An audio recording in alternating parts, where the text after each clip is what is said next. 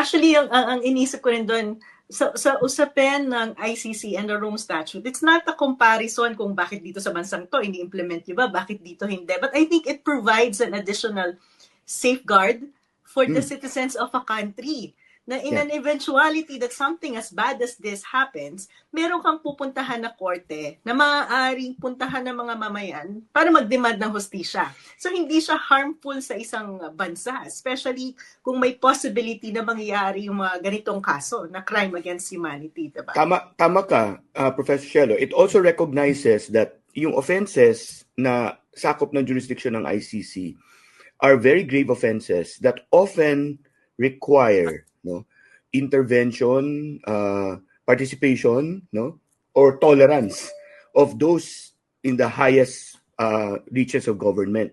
Kasi ang pinag-usapan natin dito genocide for example, crimes against humanity, di ba? So hindi mangyayari yung ganong klaseng offense na madaming pinatay halimbawa without the participation, tolerance of public officials in very high parts of government. So tama ka na rather than tingnan natin na assault ito at hindi nakakatulong sa atin, mga ordinaryong mamamayan, in fact, ito'y isang level ng protection.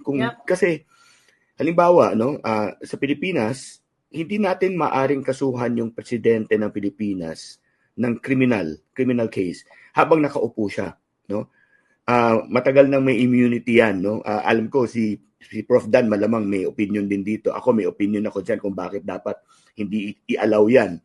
But andyan na yan Hindi mo pwedeng kasuhan kasi ang maaari mo lang i-file ay impeachment para tanggalin siya sa pwesto. Pero paano kung may ginawa nga siya? Paano kung may pinahintulutan siya ng mga ganitong offense, genocide, na katulad ng genocide, katulad ng crimes against humanity? Ano yung recourse ng mamamayan? Hindi na pwedeng kasuhan while he's in office.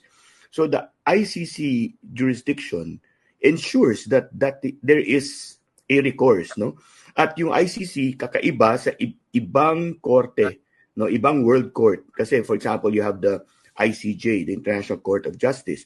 Pero hindi individual responsibility pinag-uusapan doon.